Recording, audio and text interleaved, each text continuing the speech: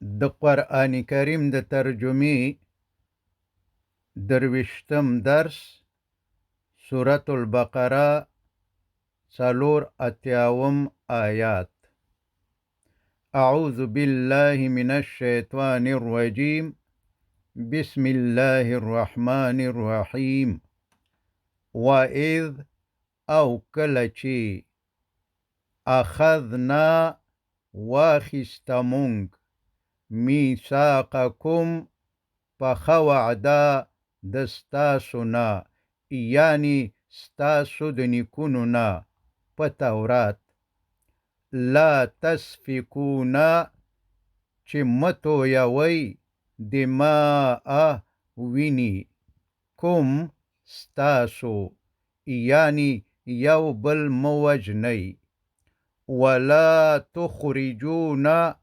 او موباسی تاسو انفسکم زانون ستاسو، یعنی یو بل په ظلم سره، من دیارکم د کورونو خپلونا، ثم بیا اقررتم اقرار وکړو تاسو، یعنی نیکونو ستاسو، وانتم او تاسو تشهدون شاهدان یی. کله چې الله تعالی حساب کوي د منکریدلو بالکل چانس نشته، د خبرو کولو صلاحیت به واخیستل شي، د بدن اندامونه به د الله تعالی سره خبرې کوي، شاهدی به وایي چې یا الله مونږ د تورات په منلو سره ستا سره وعده او اقرار کړی وو چې مونږ به د تورات حکمونه منو او عمل به پې کوو. الیوم نن ورځ به نختمو مونږ مهر ولګوو. الله تعالی فرمایي الیوم نن ورځ به نختمو مونږ مهر ولګوو، علی افواههم په خلو باندې د دوی، وتکلمونا او خبرې به کوي زمونږ سره، ایدیهم لاسونه د دوی، وتشهدو او شاهدی به ورکوي ارجلهم خپې د دوی، بما په هغه څه کانو یکسبون چې دوی به کول په دنیا کې. مگر عجیبه او د افسوس خبره خدا ده چې اکثره مسلمانان چې په زړونو کې یو قسم یهودیانو ته ګوري او اعتراضونه پې کوي. دا خو صحیح ده، مگر که یوه ګوته بل ته نیول کیږي نو دا څلور ګوتې خپل ځان ته نیول کیږي. باید چې خپلو ځانونو ته هم وګورو. تاسو خو هم د قرآن په منلو د الله تعالی سره د قرآن کریم د حکمونو د منلو وعده کړې ده. هر سړی دې په خپله د خپل ځان قاضي شي او په خپله دې فیصله وکړي چې آیا داسې خو به نه وي چې ما هم د یهودیانو په شان د قرآن حکمونه مات کړي وي او سرکشي او بغاوت مې تې کړی وي. مثلا د قرآن حکم دی چې شراب مڅکئ، خو اکثره خلک یې څکي. آیا دا د قرآن د حکم څخه سرکشي او بغاوت نه دی؟ د قرآن حکم دی چې غلا مه کوئ، خو اکثره خلک غلا کوي. آیا دا د قرآن د حکم ماتول او ترې سرکشي کول نه دي؟ د قرآن حکم دی چې دروغ مه وایئ، سود مه کوئ، د چا حق مه خورئ، زنا مه کوئ، بې ګناه مرګ او قتلونه مه کوئ، په چا ظلم مه کوئ او داسې نور. مگر اکثره د نبی علیه السلام امتیان دا ټول کوي او د خلکو حق او مالونه خو داسې خوري لکه د پلار نه چې ورته میراث پاتې وي. او د الله تعالی بندگان خو داسې وژني لکه یا چې هیڅ ګناه نه وي او یا هیڅ د حساب او کتاب ورځ نه وي. نو هر سړی دی فکر وکي چې دا د قرآن د حکمونو څخه بغاوت او سرکشي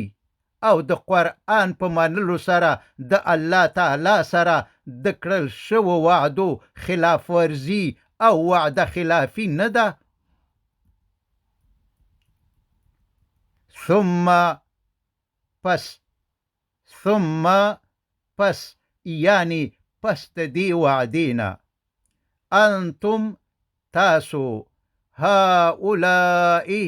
هاغه خلک یې تقتلون چې وژنئ تاسو انفسکم ځانونه خپل یعنی په خپلو منځونو کې یو بل وژنئ وتخرجون او وباسئ تاسو فریقا یوه ډله یعنی په جنگ کې مغلوبه ډله منکم دستاسو ځینې من دیارهم د هغوی د کورونو نه تظاهرون مرسته کوئ تاسو یو د بل سره علیهم په خلاف د هغوی باندې یعنی د کورونو نه په وښکلو کې بالاثم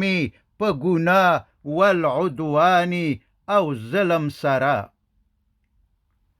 وان او که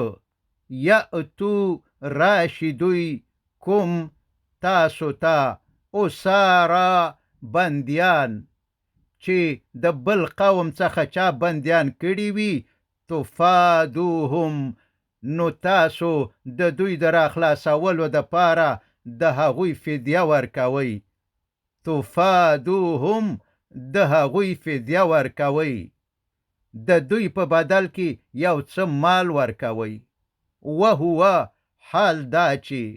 محرم حرام دی علیکم په تاسو باندې اخراجهم ویستل د هغوی یعنی د کورونو نه د هغوی افتؤمنون آیا نو ایمان راوړئ تاسو ببعض په ځینو احکامو الکتاب د کتاب وتکفرون او انکار کوئ ببعض د ځینو احکامونه فما نو نه ده جزا یعنی بدله من څوک چې یفعلو کوي ذالک دغه کار منکم دستاسونه الا مگر د د جزا څه شی دی د د جزا خزیون رسوایی ده فی الحیات په ژوند کې الدنیا د دنیا و یوم او په ورځ القیامت د قیامت یردون ګرځول کیږي دوی الى اشد العذاب سخت عذاب ته یعنی د دوزخ اور ته وما الله او نه دی الله تعالی بغافل بخبره عما د هغه څه نه تعملون چې تاسو یې کوئ د تورات د احکامو په خلاف به یهودیانو په خپلو کې جنګونه کول یو بل به وژل او هر څوک به چې مغلوب او کمزوره شول هغوی به د کورونو څخه ویستل دوی به کورونه چور کول او هغوی به د ملک څخه شړل خو فرضاً د دوی د قوم همدا خلک چې دوی به وژل او د کورونو څخه به ویستل که چیرته به د کوم بل قوم د کسانو د خوا نه ونیول شول او بندیان به شول نو بیا به دوی د هغوی د راخلاصولو دپاره پیسې راغونډولې او د فدیې د ورکولو په بدل کې به یې راخلاصول او دې کار ته به یې مذهبي رنګ ورکولو. ویلې به چې دا کار مونږ د تورات د حکم په اساس کوو. حال دا چې دوی دروغ ویلې، د تورات حکم نه منلو، بلکې د قومي تعصب په اساس دا بندیان راخلاصول، نه د تورات د حکم د منلو په اساس. ځکه چې په تورات کې خو دا هم لیکلی وو، په تورات کې خو دا حکم هم وو چې وژل مکوئ او د کورونو څخه یې مه وباسئ.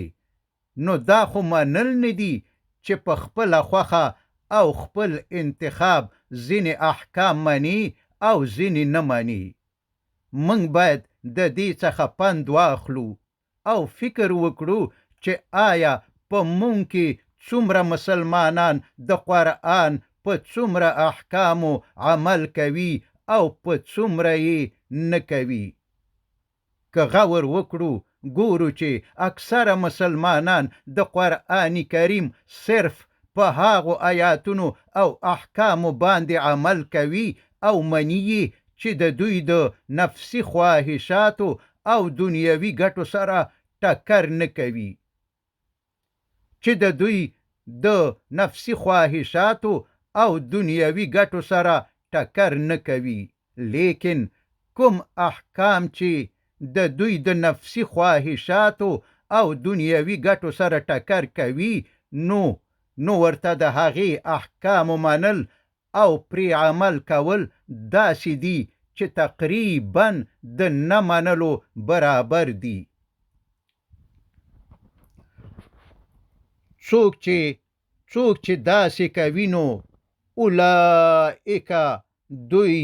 الذین هاغه خلق دي، الذین اشتروا هاغه خلق دي چې اخیسته دی دوی الحیات ژوند الدنیا د دنیا بالآخرتی په آخرت سره، یعنی دنیا یې خوښه کړي او آخرت یې پرېښودی دی. فلا یخففو نو نه به کمیږي عنهم د دوی څخه العذاب عذاب، ولا هم او نه به د دوی سره ینصرون کومک کیږي. وصلى الله تعالى على خير خلقه محمد وآله وأصحابه أجمعين.